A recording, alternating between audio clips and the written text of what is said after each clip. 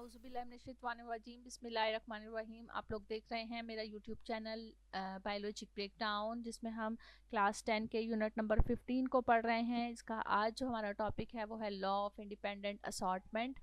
Having established the outcomes of breeding crosses involving a single pair of contrasting traits, Mendel turned his attention to the inheritance of two pairs of contrasting traits in the same cross.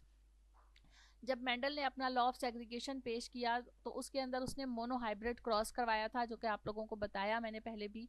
Monohybrid cross में एक ही trait को जो है वो study कर रहा था Mendel. Single pair of trait, single pair of contrasting trait के बारे में वो पढ़ रहा था और देख रहा था।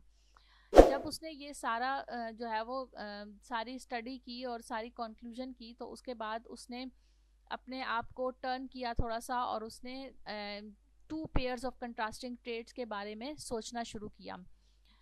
इन one of his experiment he used seed shape and seed colour as the characteristics.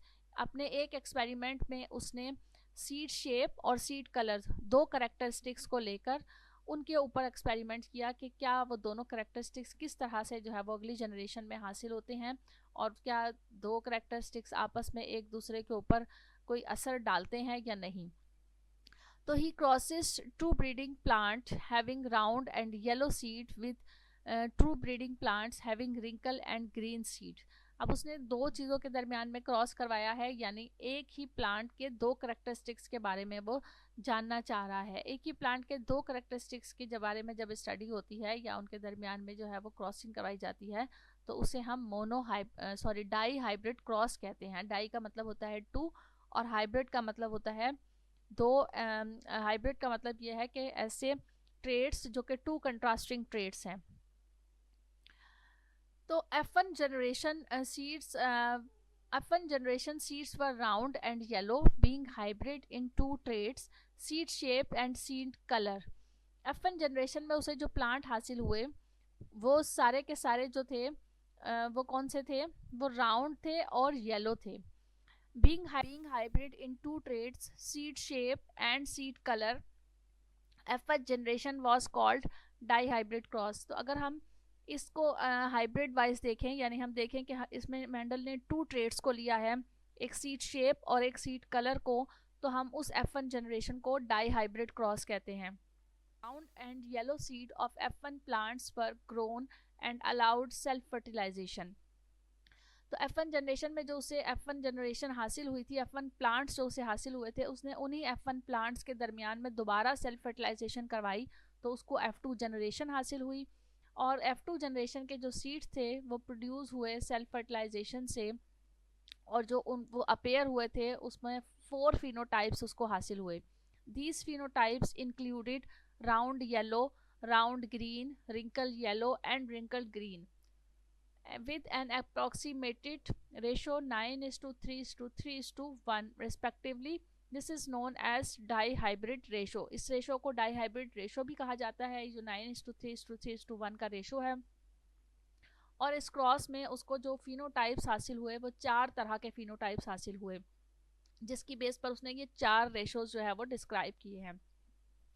Remember करें, आप लोग याद करें अपना पिछला वाला लेक्चर जिसमें हमने लॉ ऑफ सेग्रीगेशन पढ़ा था, उसमें जो फिनोटिपिक रेशो हासिल हुआ था वो 3:1 का हासिल हुआ था। फिनोटिपिक रेशो से मुराद क्या था? फिनोटिपिक रेशो से मुराद था कि जो हमें अपीयरेंटली देखने में जो चीज़ नज़र आ रही है। आप यहाँ पर इस डायग्राम को देखेंगे तो आपको यहाँ पर कैपिटल आर जो है वो राउंड कलर को शो कर रहा है, और कैपिटल वाई जो है वो येलो सीड्स को शो कर रहा है। इसके साथ साथ स्मॉल आर और स्मॉल वाई जो है वो रिंकल शेप को और ग्रीन कलर को शो कर रहा है। दो करेक्टरिस्टिक्स लिए थे, तो यहाँ दो करेक्टरिस्टिक्स की आपस में क्रॉसिंग करवाई गई है। प्लांट्स तो वही हैं, लेकिन हम जो चीज़ देख रहे हैं या मेंडल जो जिनको देख रहा था, जिन चीज़ों के बारे में वो एक्सपेरिमेंट कर रहा था, उसमें उसने उन दो ट्रेड्स के बारे में स्टडी किया। तो जब उसने दो ट्रेड्स के बारे में स्टडी किया तो उसे डाई हाइब्रिड क्रॉस कहा गया। अब ये जो थी ये इसकी पी जनरेशन थी। जब इनके गैमेट्स बने तो इसके गैमेट्स में जो है एक क्रोमोसोम के ऊपर कैपिटल आर यानी जो है वो राउंड शेप का सीड था, जीन था, और उसी के ऊपर जो था एक दूसरा जीन, वो था येलो कलर का।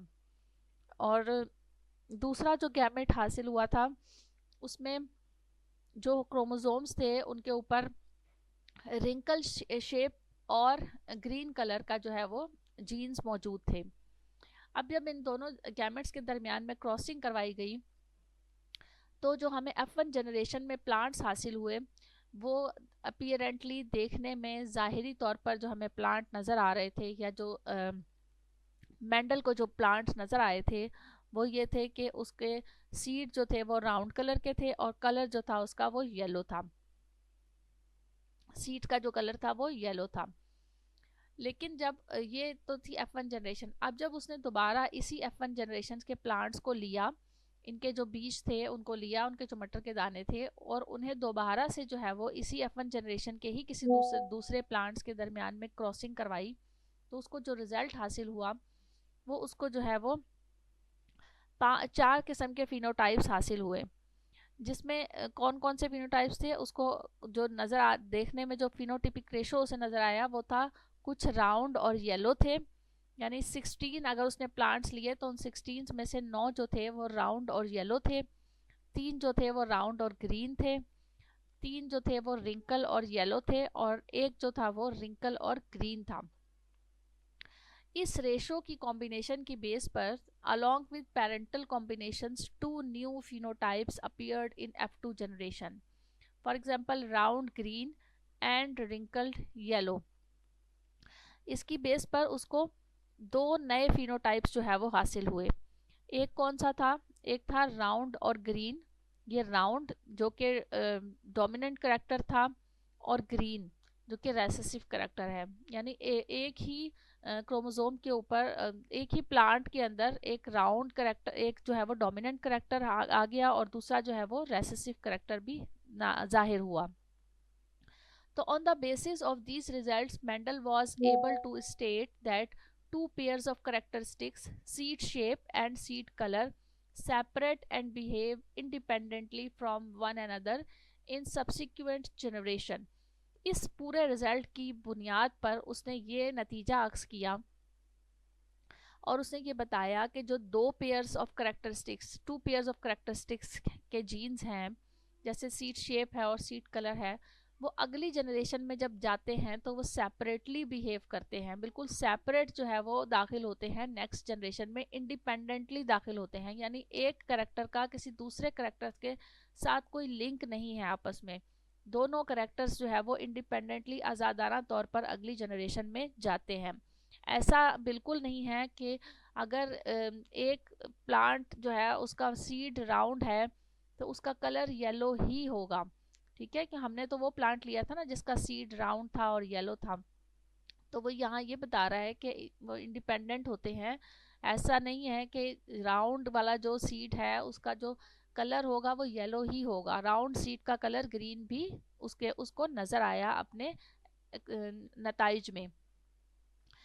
तो उसकी बुनियाद पर उसने ये कहा कि जो जीन्स अगली जनरेशन में जो जा रहे हैं, जो फैक्टर अगली जनरेशन में नज़र आते हैं आपको, वो इंडिपेंडेंटली नज़र आते हैं from one and other in subsequent generation, and this formed the basis of law of independent assortment which states that, और यही जो है वो इस लॉ ऑफ इंडिपेंडेंट असॉर्टमेंट की बुनियाद बनी, जिसमें उसका नाम भी उसने इसीलिए रखा हुआ है, इंडिपेंडेंट का मतलब आज़ादाना तौर पर, और असॉर्टमेंट का मतलब है कि सीक्वेंस में आना या नज़र आना जो है, which states that when two cross contrasting pairs of traits are followed in the same cross, ये लॉ जो है वो ये बताता है हमें कि जब दो कंट्रास्टिंग पेयर्स के ट्रेड्स एक ही क्रॉस में जाते हैं, तो their alleles assort in gametes, तो उनके जो अलील हैं जब गैमेट्स में असॉर्ट होते हैं, इंडिपेंडेंट ऑफ ईच अदर, एक दूसरे से इंडिपेंडेंट होते हैं, एक दूसरे के साथ उनका कोई लिंक नहीं होता है।